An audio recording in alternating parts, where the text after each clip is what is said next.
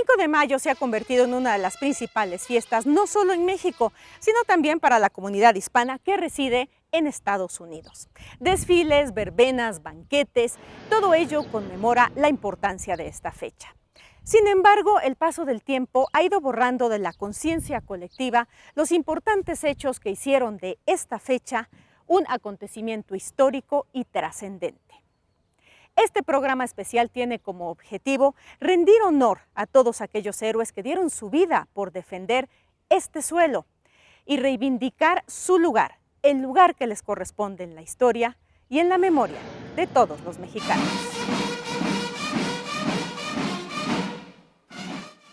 En los años de la Guerra Civil, Benito Juárez había regresado de su exilio en 1855 para participar en el movimiento que derrocaría a Antonio López de Santana.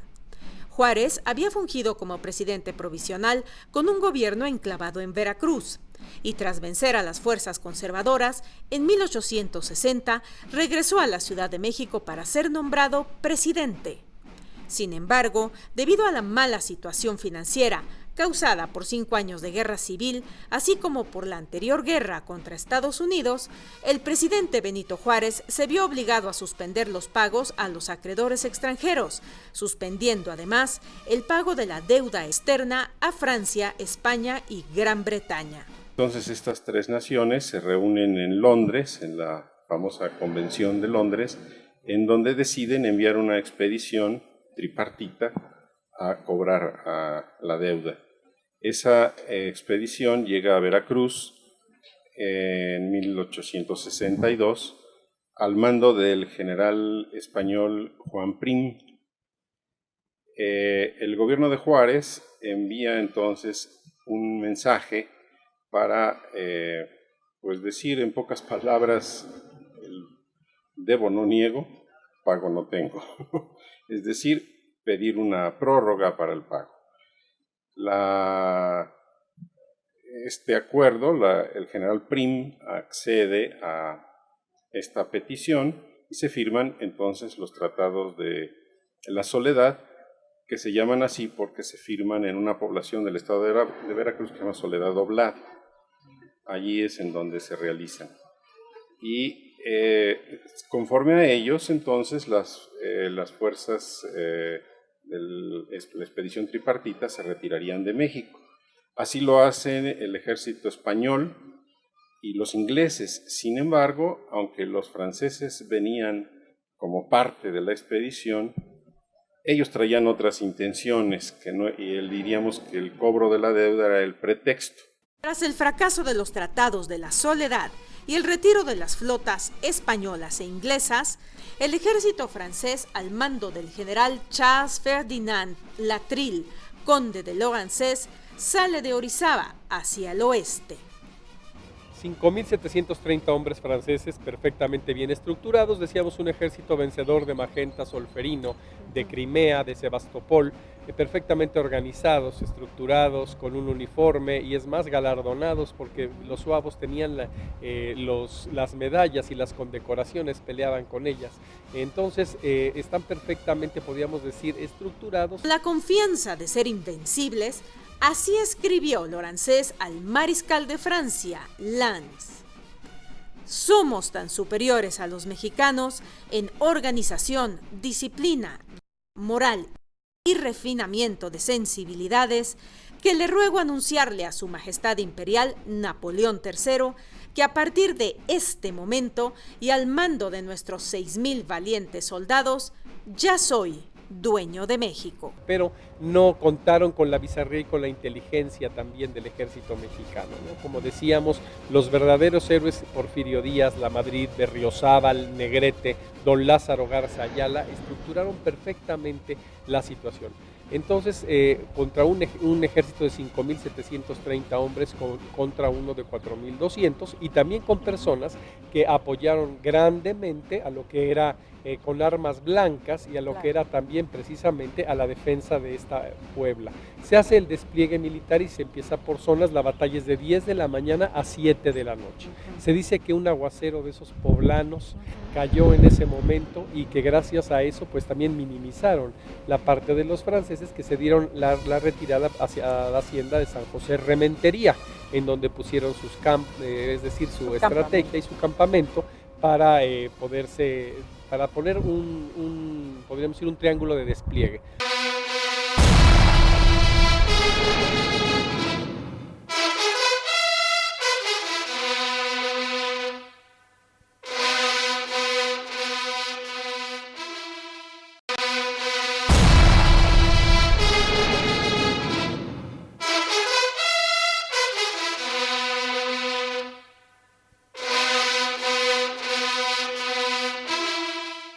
Estamos en el histórico Fuerte de Guadalupe, un edificio sin duda alguna importantísimo. ¿Qué nos puedes contar de este lugar?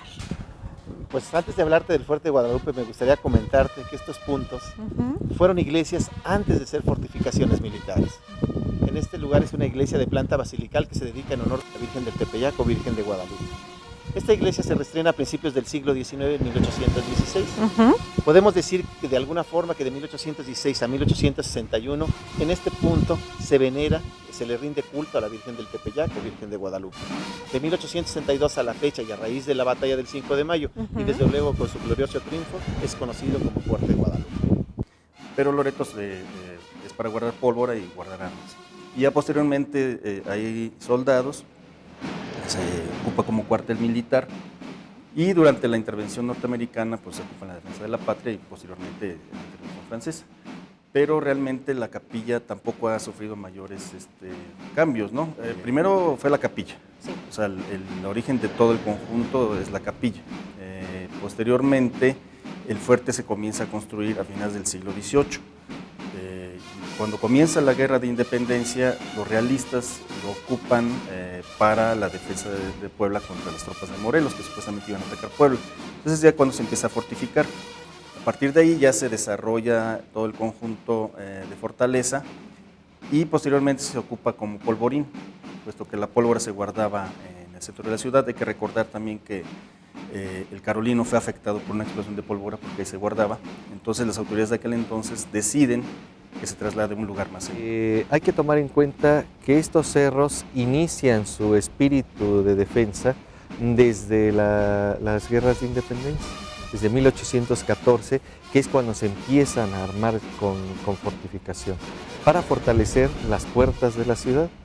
Esto conlleva para la época de los 60, después de la intervención americana, se genera una inquietud de la necesidad de fortalecer las principales ciudades de la recién nacida República Mexicana. Y Puebla se considera clave por ser este nodo articulador por donde baja todo el oro y la plata, por donde llega todos los productos de Veracruz y por donde seguían llegando ya mucho más esporádicamente algunos de Oriente y principalmente de todo lo que era el comercio de las costas del Pacífico en la propia América. Para 1862, debido al avance del ejército francés desde Veracruz y tras superar el bloqueo en las cumbres de Acutzingo, el general Zaragoza ordena la defensa de la ciudad de Puebla y cortar así el avance de los franceses hacia la Ciudad de México. En su estrategia, Zaragoza decide utilizar los fortines de Loreto y Guadalupe para dicho fin. La estructura ideológica de una ciudad netamente española, como es Puebla, de una ciudad netamente conservadora y que se encontraba completamente, podríamos decir, agorzomada, por así decirlo, en todo lo que era una influencia europea muy grande. Desde luego en aquella época, inculcados los valores de libertad que nos da la independencia, la gente empieza a tener más reconocimiento a lo que es la esencia de una patria o de una nación.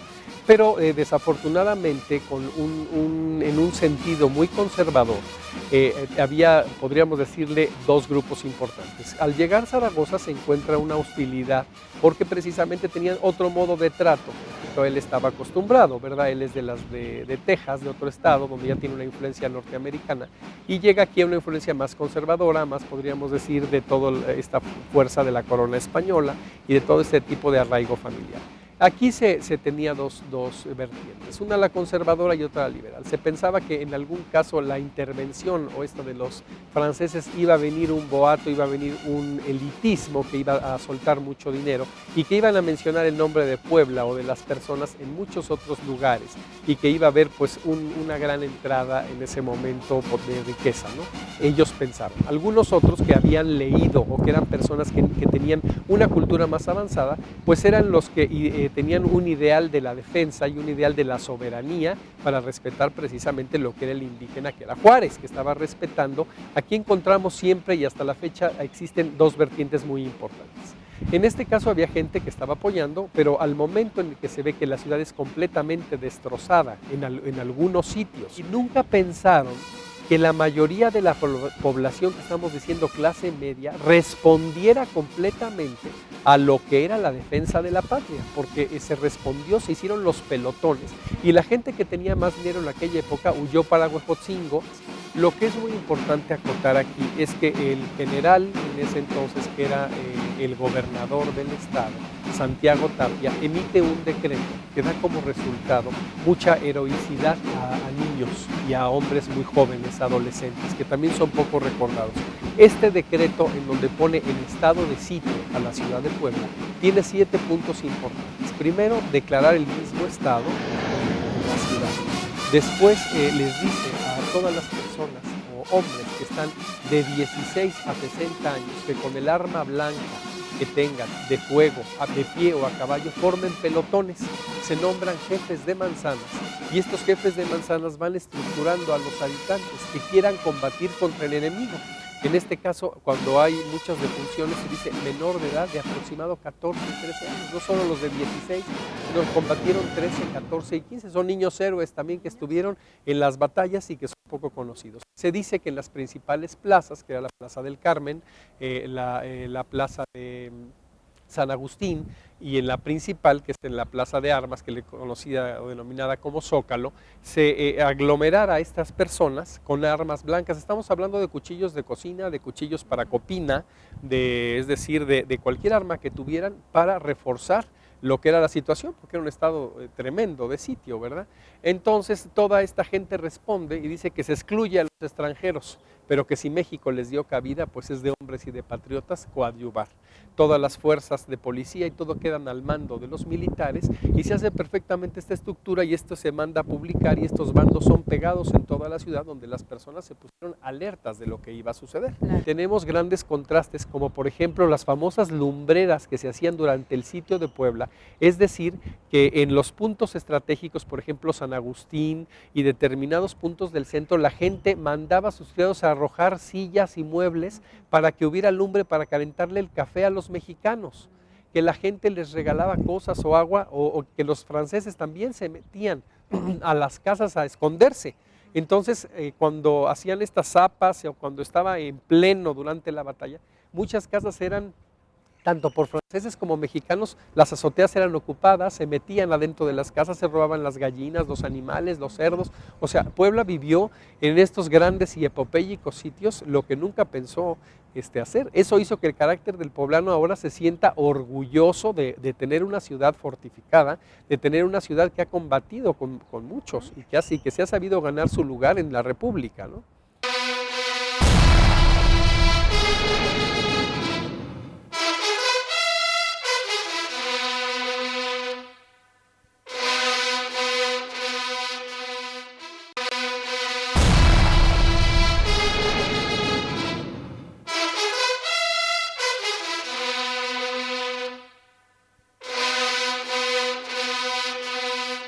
Tiempos de héroes involuntarios, de feroz defensa de la patria y del surgimiento por primera vez de la identidad nacional como mexicanos, sin importar origen o raza. Muestra de lo anterior fue el 6º Batallón de la Guardia Nacional del Estado, conformado por zacapuastlas, xochiapulcas y tetelenses, todos provenientes de la Sierra Norte del Estado, siendo el 6º Batallón el primer cuerpo de guerra del Ejército de Oriente que, con machete en mano, hizo frente al enemigo y el primero en rechazar su ataque. Es muy importante lo que les voy a decir porque está totalmente justificado con documentos. En la batalla del 5 de mayo participaron indígenas de la Sierra Norte de Puebla y con una injusticia del tamaño del mundo hemos dado todo el crédito a los zacapuastlas. Resulta que Zacapuastla, San Pedro Zacapuastla, estaba en manos de los conservadores en el momento de la batalla del 5 de mayo y por lo tanto no mandaron contingentes a defender el país porque eran contrarios a la causa de los liberales. Vinieron de los alrededores de Zacapuastla, eran indios nahuas, es decir, hablaban náhuatl, de Xochitlán, de Xochiapulco, de Apulco, de Cuetzalan y de los pueblos de alrededor. De ahí llegaron los contingentes al mando del general Juan Francisco Lucas. No hablaban español, hablaban solo náhuatl. Náhuatl, que es una variante del náhuatl en la Sierra Norte. Llegaron pues a pie, no había otra manera de venir, no había carretas, no había buenos caminos, así que cruzaron la sierra varios días hasta llegar a Puebla. Pues imaginémonos cansados, con un poco de alimento solamente, sin más armas que sus machetes, porque no había que darles para que defendieran de acuerdo a las circunstancias, y así vinieron a apoyar al general Zaragoza. Tuvieron el honor de ser los primeros en enfrentarse a los franceses, y los franceses habían mandado por delante a la legión extranjera, que se llamaban los suavos. Eran de todas partes, pero sobre todo africanos, pero de muchos otros lugares. Generalmente la legión extranjera se forma, hasta la fecha existe, con gente que ha huido de sus países porque debe algo contra la ley. Los acoge el ejército, esta parte del ejército francés, y se olvida sus antecedentes con tal de que se incorporen a las fuerzas. Terribles, con fama de invencibles, de crueles, de que nadie se podía oponer a ellos. Así que curiosamente esta legión extranjera se enfrenta a un grupo de indígenas que no tiene más instrucción militar que agarrar el machete y cortar árboles y usarlos para el trabajo cotidiano. El enfrentamiento es terrible. Qué bueno que los indígenas no sabían hablar español, nadie les había platicado con quién se estaban enfrentando, así que eso pues no pudo doblarlo psicológicamente, eran enemigos. Les dijeron a los de calzón colorado, y contra los de calzón colorado se lanzaron y los hicieron retroceder, les infligieron la más terrible derrota en la historia militar de Francia. Fue un deshonor, un deshonor desde el punto de vista francés. Los jefes militares franceses fueron sometidos a consejo de guerra cuando regresaron a Francia, porque ¿cómo era posible que, decían en Francia, una chusma de indígenas hubiera derrotado al ejército más poderoso del mundo? Fue vital la ayuda que dio la Sierra Norte, no solo de la región en general de Zacapuastla, podríamos decir, aunque no fueran exactamente del pueblo de Zacapuastla. Insisto, de Xochiapulco, de Xochitlán, de Cuetzalan, de Apulco, pero venían también de Huauchinango y los alrededores de Huauchinango. Fue de mucha ayuda porque el ejército de línea estaba cansado, agotado, no eran suficientes para enfrentarse a los 5,000, casi 6,000 franceses que venían sobre Puebla, así que ayudaron muchísimo. Fueron decisivos en la victoria del 5 de mayo de 1862. Gracias al Tata Juan, decíamos de los tres Juanes, Juan Méndez, Tata Juan, precisamente todos estos xochiapulcas, zacapuastlas, pues eran combatientes natos que hicieron el grande apoyo, como también los lanceros de Toluca, como los de Oaxaca, que precisamente se mandaban para cerrar y combatir una zona que se encontraba un poco árida en ese momento, podríamos decir, de combatientes. Ellos con la famosa honda que le decían, es decir, tenían una estructura que también es prehispánica a base de piedras y además eran personas que aguantaban muchísimo las escarpadas, es decir, que podían subir al cerro muy rápido y que tenían una gran un adiestramiento perfecto en las manos. Entonces con estas hondas ellos pues golpeaban con piedras a los contrincantes. Algo muy importante que aquí había y que no se ha hecho una iconografía exacta de uniformes. No había aquí la confusión de quiénes podríamos decir que eran franceses y quiénes eran mexicanos, ¿verdad? Porque los gorros que usaban los suavos, los pantalones, las estructuras perfectamente de los que llevaban los franceses, contra también la forma de los mexicanos y de los xochapulcas que venían con los huaraches y con los trajes de la región. Entonces esto era importantísimo con las grandes hoces, con los machetes que estaban perfectamente temperados, que eso da precisamente después los famosos filos. Los filos que traían en los machetes, ellos precisamente los temperaban y esto da como origen los famosos filos. Ahí tenemos los afiladores camarillos con el famoso filo francés, porque las estructuras y las espadas francesas tenían otro filo que podríamos decir casi no pesaba contra los otros, que aunque eran muy fuertes los machetes, era al golpe del machete que no solamente cercenaba, sino que el golpe de machete así también te puede romper un hueso o lastimar la columna. Entonces toda esta estructura pues tenía cada quien su forma de ataque, que fue que con el tiempo se dio los famosos filos franceses, los golpes de machete, los golpes de esas hondas. Es la forma de hacerlo porque es una estructura perfecta de saber los vientos para que la piedra vaya hacia la dirección que tú quieras. Desde luego estos grandes héroes que son los Acapuascas, los Xochapulcas y todos aquellos, digo, los lanceros de Toluca, el batallón de Oaxaca, todos los que venían estructurados jugaron un papel muy importante.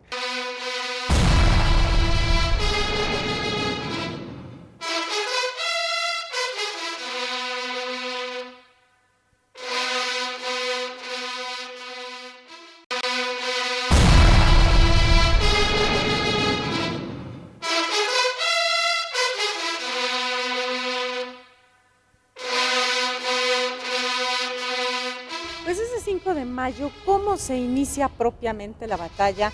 ¿Desde a qué hora saben ya, más o menos a qué hora va a atacar los franceses? ¿Cómo se preparan? Bueno, tenemos aquí una estructura cronológica bien argumentada por las partes de guerra, por todo lo que hay de la relación militar, que se tenía que hacer unas partes. Primero llegan el 3 de mayo, Zaragoza, a estos fortines, porque no son fuertes. Esto no es un fuerte, sino es un fortín. Los jefes y oficiales se ponen a trabajar en estructurar esta parte tan importante, porque es una parte alta de un cerro. Tú sabes que el Valle de Puebla existen 3 cerros. El cerro que actualmente conocemos como de La Paz, que es el Xonacatépetl, el cerro donde está la 25 zona militar, y es también un cerro Tepostepet, eran minas, y estos cerros de Loreto y Guadalupe. Es decir, es un trípode invertido el Valle de Cuetlaxcoapan. Pues bien, gracias a estos 3 cerros podemos tener perfectamente la visión hacia lo que es el valle. Con esta estructura se planea, aprovechando el ya entonces santuario de Loreto y el santuario de Guadalupe, por su posición estratégica.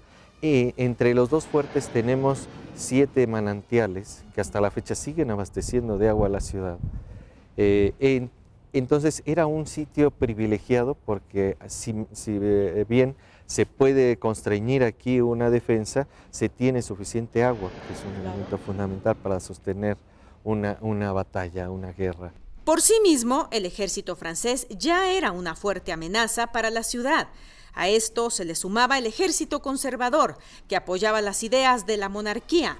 Este ejército tuvo que ser combatido antes de que pudiera apoyar a los franceses y dificultar la ya complicada defensa. Precisamente en la Trapera, que minimizó mucho para que se pudiera, podríamos decir, recibir aquí a los franceses el 5 de mayo. La batalla de la Trapera de Atlisco el 4 de mayo, el general Tomás Ojorán, que es el que después rompe el sitio de Puebla, Carvajal y otros más, pues casi ofrendaron sus vidas precisamente para tratar de disminuir a los conservadores que venían en apoyo del ejército francés. Bien, entonces dan las 10 de la mañana, se da la alerta de que ya van a atacar. atacar, ¿no? Y ya están todos estructurados. ¿Qué pasa a partir de ahí? Los toques de la campana de catedral precisamente y empiezan ya pues la invasión, por así decirlo, dividida como los estrategas franceses pues, habían manifestado lo que era su parte de batalla, es decir, se tiene el centro de lo que es Loreto, estaba la plazuela de Román, los Remedios y donde se tenía dividido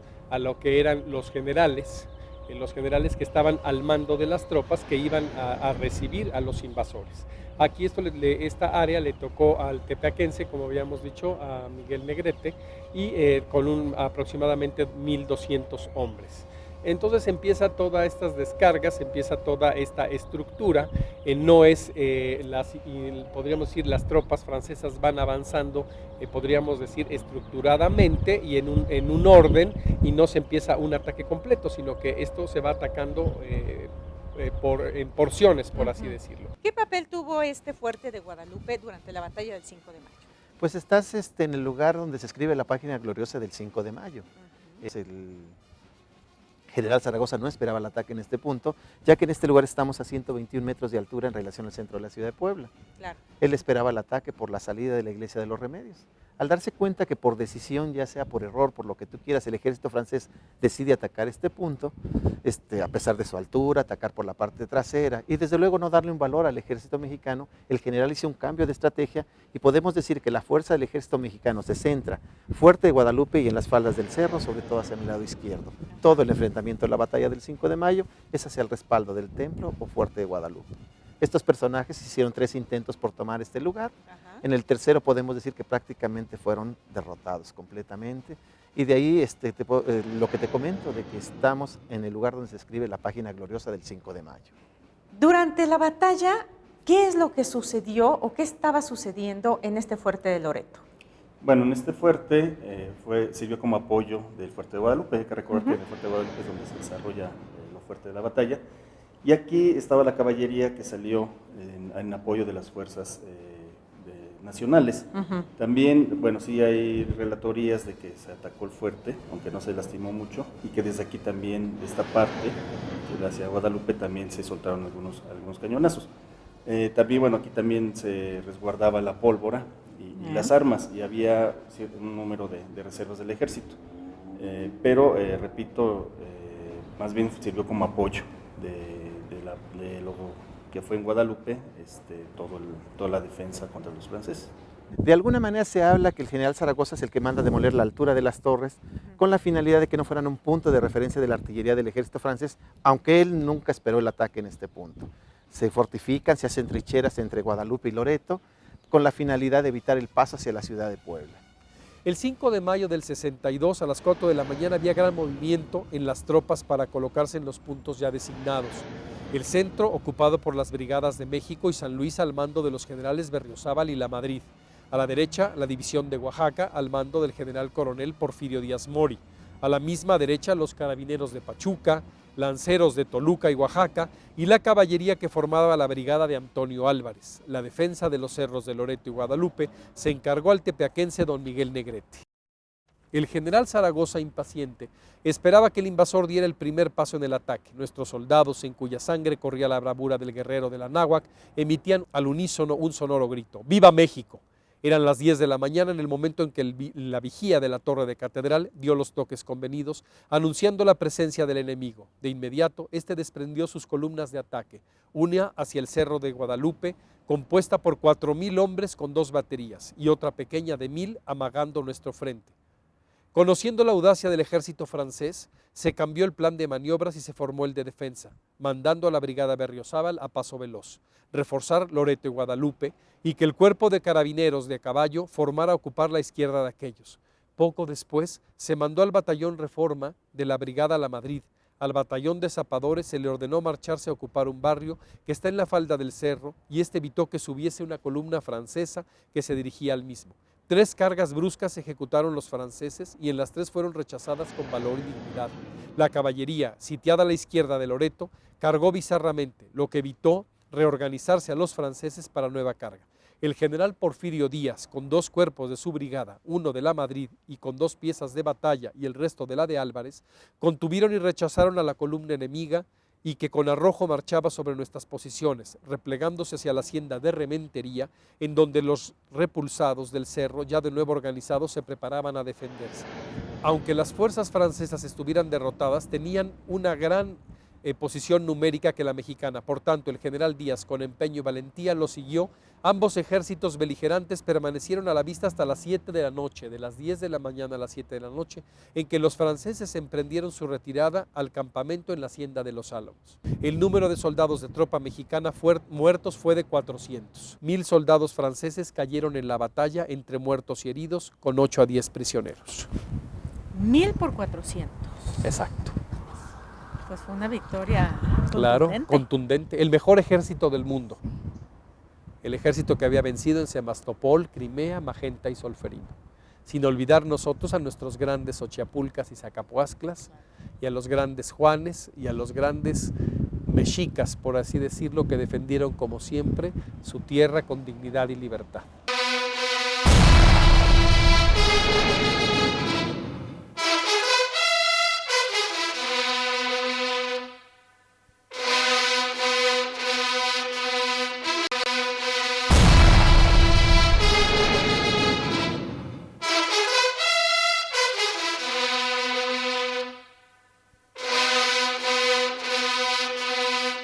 Tras el sorprendente resultado de la batalla, el general Ignacio Zaragoza envió una misiva al presidente Juárez, donde le informaba sobre la apabullante victoria sobre el entonces considerado mejor ejército del mundo. Para alrededor de las 4:30, 5 de la tarde, estaba derrotado el mejor ejército del mundo.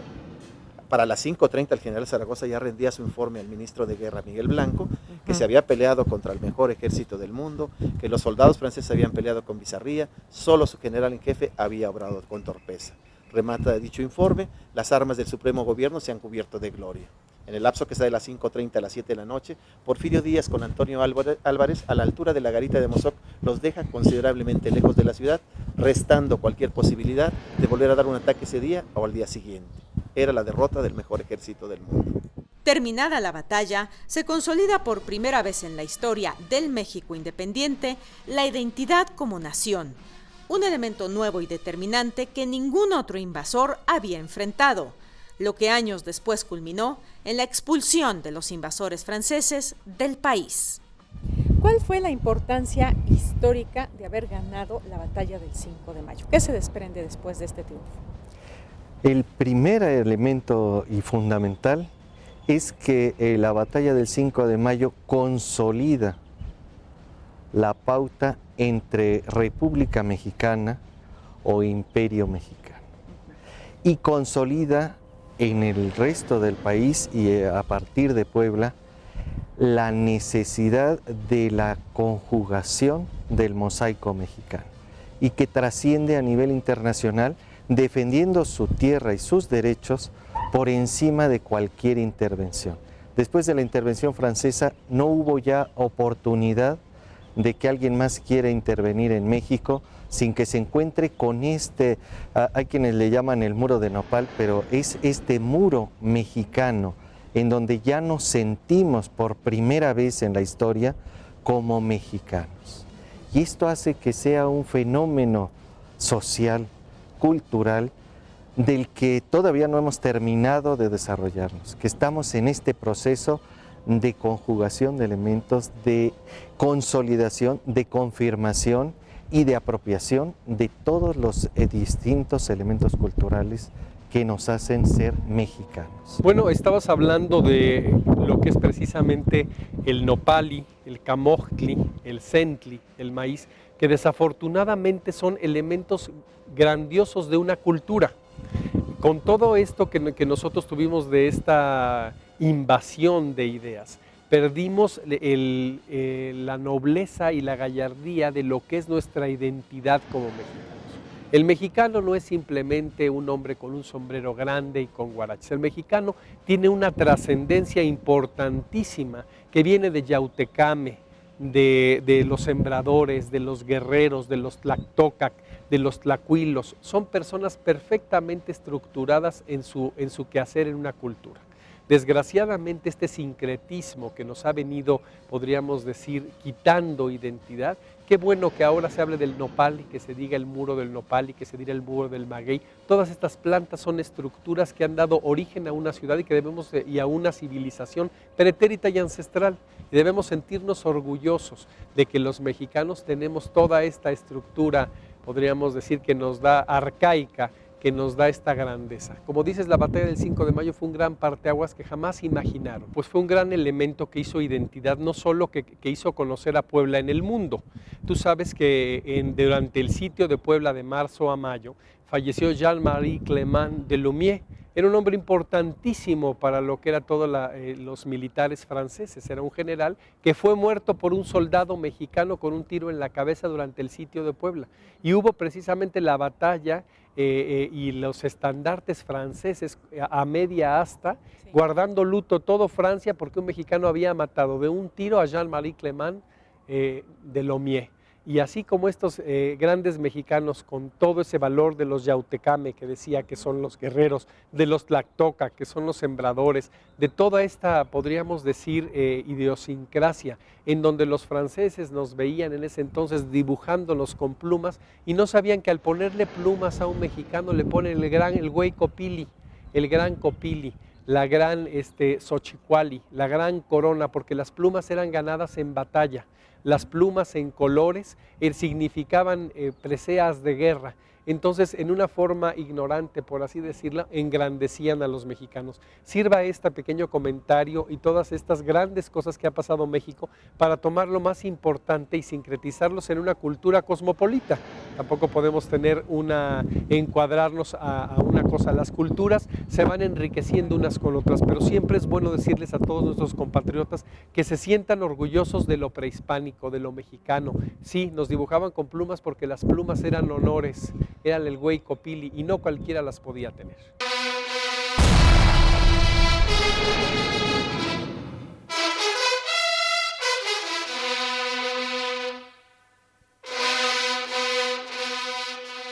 Al norte del país y continuó con la resistencia militar. En 1867 se venció al gobierno de Maximiliano, por lo que Juárez volvió a su país, donde fue reelegido presidente, iniciándose la restauración de la República, así como la restauración de los lazos de amistad con el antes enemigo. Estamos en un lugar histórico pues muy importante. ¿En dónde es que estamos, Ale? Mira, el cementerio francés de la ciudad de Puebla, capital importancia reviste dentro de la historia de México y de Puebla y también internacional, este cementerio. ¿Por qué? Porque muy pocos saben que en este lugar se llevó algo que se le denomina la reconciliación de ultratumba. ¿Qué es esta reconciliación de ultratumba? Pues sabes que después, que al inicio de las batallas en 1862, hasta también la famosa del 2 de abril, donde el general Porfirio Díaz, que actualmente es un personaje en la historia pues poco tratado y que solamente se le ha encasquillado en un determinado concepto histórico, en el 67 termina esta invasión. Y es aquí, en este cementerio, donde se hace la reconciliación de las dos naciones que un tiempo se desgarraron y donde sangró la nación mexicana y también la nación francesa por medio de sus hijos que nos habían invadido nuestras hermosas tierras mexicanas. Pues mausoleo que tenemos detrás de nosotros, ¿a quién guarda? ¿A quién reposa ahí? Mira, este mausoleo es un compendio de esfuerzo, de historia, de voluntades. Esto se inicia porque los soldados del ejército de Napoleón tenían una sociedad que se llamaba Sociedad del Recuerdo Francés. Entonces todos ellos que habían pertenecido al cuerpo del ejército napoleónico estaban preocupados por los excombatientes que se habían quedado en diferentes partes del mundo. Estamos hablando Sebastopol, Crimea, Magenta, Solferino, en diversas partes de Europa y aquí en México, desde luego Puebla, Córdoba y todos los lugares que tuvieron, Veracruz, que tuvieron pues batallas para defender la soberanía, en este caso nacional. Pues bien, se hace una carta y se solicita por medio del embajador de Francia, Georges Benoit, se solicita que los restos de los excombatientes sean buscados.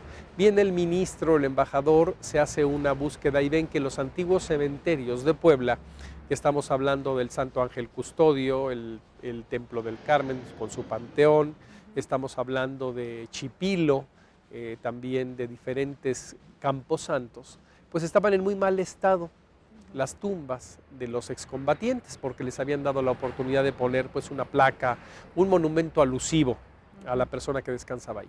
Entonces esta iniciativa se empieza a, podríamos decir, a engrandecer. Y entonces la voluntad de los mexicanos es también buscar los restos. Y dicen las dos naciones, no solo se va a buscar a los soldados franceses, sino se va a dignificar a los que debemos también a los mexicanos, a nuestros héroes mexicanos que nos dieron patria y libertad y que perdieron su vida combatiendo. Entonces se hace un acuerdo con el general don Porfirio Díaz, con Mucio Martínez, general también excombatiente, Georges Benoit y diferentes autoridades, tanto civiles como políticas como militares, los attachés, que son los agregados militares, los representantes también de los generales franceses de la milicia, y en ese momento se buscan los restos. Se buscan los restos de los soldados y se cede a un pequeño comité de beneficencia francesa, suiza y belga, un terreno dentro de la quinta parte del cementerio municipal, que se le conocía como el de Agua Azul. Entonces se ve un lugar preciso y se hace una ceremonia en 1896. En esa ceremonia acude el general Porfirio Díaz y es un acto solemnísimo, en donde están todos los excombatientes mexicanos con sus trajes de guerra, con sus condecoraciones, vienen también los franceses con lo mismo. El general entra con una carroza, con una carretela o el coche presidencial sobre lo que es la entrada principal del cementerio municipal, y aquí son bajados con todo el respeto y con toda la parafernalia que requiere los restos de los excombatientes. Se toca el himno nacional mexicano, la marsellesa, y se pide una reconciliación de ultratumba entre México y Francia. Y aquí reposan más de 5,000 soldados, tanto franceses como mexicanos, de las cruentas y tremendas batallas de la intervención francesa del 62 al 67. Te voy a pedir de favor que nos describas el mausoleo, quiénes están aquí y bueno, cómo es que están enterrados. Claro, este mausoleo principal es un gran columbario. Columbario, ¿por qué? Porque tiene estas gavetas que guardan en sus adentros pues, los restos de los excombatientes, militares de grado mexicanos y militares de grado franceses. Todo está construido en piedra de Apan. Y lo importante es que después los excombatientes mexicanos, como Tranquilino Centeno, como muchos, contribuyeron con su trabajo para darle vida a este monumento. Este monumento es el resultado de una compilación de voluntades, tanto francesas como mexicanas, para su construcción. Él está coronado con una grandiosa escultura de 3 cuerpos, en donde se supone que es Porfirio Díaz, porque es el traje que él mandó, un traje de suavo, y el ángel delicadamente le está dando la victoria a la parte mexicana. Fue fundido en Francia por uno de los principales escultores de aquella época, fue subido con toda pompa y elegancia el día que estuvo Porfirio Díaz, y todo pues es un género de voluntades a base de sorteos, a base de suscripciones populares, a base de trabajo de excombatientes y de los miembros de la beneficencia francesa, suiza y belga, que se llevó al cabo este gran cementerio, por así decirlo, porque es la parte central del panteón y es un gran columbario que guarda 5,000 restos. Siempre hemos dicho que los festejos del 5 de mayo deben iniciarse aquí a una iniciativa personal y también del comité, porque aquí están los excombatientes. Los que fallecieron con posterioridad a esta ceremonia de 1896 y hasta 1911, pues estas personas están enterrados combatientes al todo alrededor del cementerio y tienen como José Guadalupe Tlapale, muchos excombatientes que después se les enterró sin ningún costo por ser parte del Ejército de Oriente y también del Ejército francés. Capital importancia reviste también la iconografía del mismo, porque tenemos los elementos que nos refieren pues, a este heroísmo de nuestros mexicanos contra pues, esta invasión, que después ya se vuelve una gran amistad y empieza a florecer en la arquitectura, en las artes, en las letras, en la política y en el convenio, como siempre, de todas las ciudades cultas y que tienen historia. Del lado derecho, ¿a quién tenemos? Se encuentra aquí el general Rafael Nogueira, el coronel Salvador Andaraca, y también está Louis Galliard, el subintendente Raúl, y varios militares franceses y mexicanos de grado. es en los columbarios principales. Algo importante es que el general Jean-Marie Clément Delaunay fue muerto por un soldado mexicano, asesinado por un soldado mexicano durante el sitio que fue de marzo a mayo de 1863. Sus restos se han buscado, pero nunca se pudieron trasladar aquí. Se encuentran en una capilla de la catedral, ya ubiqué perfectamente en qué capilla es, pero pues no sabemos el lugar exacto. Hasta 1910 o 12 se buscó el lugar de este general, porque inclusive estuvieron las banderas a media asta en Francia por su muerte. Exactamente. Pero acá tenemos grandes militares, el general Miguel Ramírez España. Muchos no tenían este grado de general, sino unos grados inferiores, pero precisamente por sus hazañas o por sus proezas dentro de las batallas, pues fueron escalonando como debe ser y obteniendo grados militares más grandes. En la historia del México contemporáneo, el 5 de mayo es uno de los principales días patrios de México, de igual importancia que el 16 de septiembre, Día de la Independencia, y que el 20 de noviembre, día en que se conmemora el inicio de la Revolución Mexicana. El resultado de la gesta heroica del 5 de mayo no solo trascendió en el orgullo de los mexicanos, sino que también se convirtió en el principal ejemplo de que América ya no estaría dispuesta a vivir bajo las monarquías europeas, refrendando así el sueño de sus libertadores y el de sus pueblos, que lucharon por decidir sus propios destinos.